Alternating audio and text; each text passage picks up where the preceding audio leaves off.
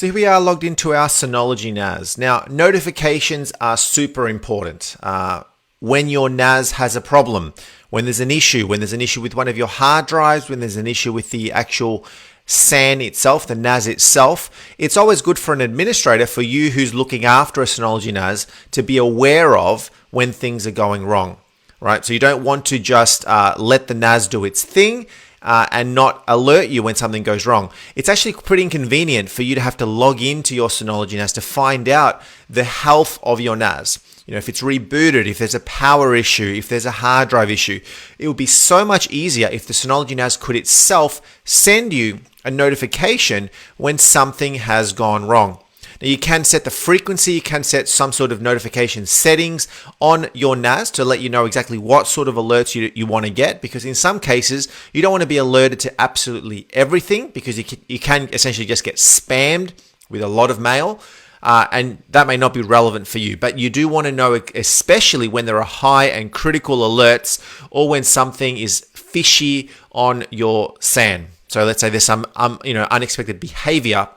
Sometimes good for you to be able to set up those notifications so that you can see exactly what is going on. So that's the purpose of this video. We're going to go in and actually show you how to enable those notification settings so that the NAS automatically emails you or emails a team of administrators or whatever when something needs to get your attention. From here, we're going to go into our control panel, and then we scroll down to notification. Okay, you can access the control panel also by going into the main menu and control panel right in there. You can also do SMS options, which is actually quite cool, but you will need an SMS provider to be able to set up username and passwords and an account essentially with them to be able to do that.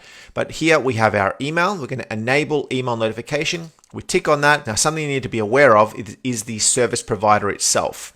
Now, if we click on this list down here, you've got Gmail, Outlook, QQ, and custom SMTP.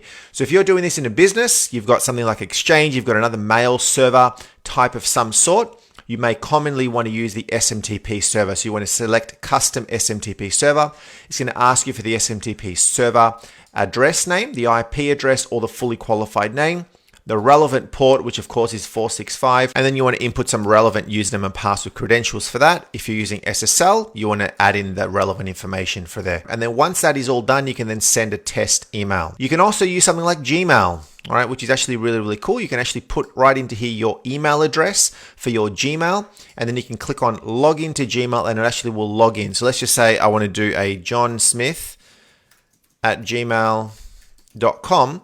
We then click on log into Gmail. It'll open up a Gmail window where then you log in with your credentials, and then it'll pass those credentials in, and then you can test that account. So you may want to make your subject prefix also something customized. So you could have your IP address of your Synology NAS, which is what I've got right here, or you can actually say primary NAS notification, something similar to that. Okay, so at least I know straight away that it's coming from my primary NAS and this is the notification. If you do get a notification window like this to redirect important information to, yep, we're going to say agree. So here's an example of the notification. You'll see that it actually says primary NAS notification test message from my Aguero Synology, and a bit more information. Dear user, congratulations. It's now set up, ready to go, and then you'll get notifications going forward.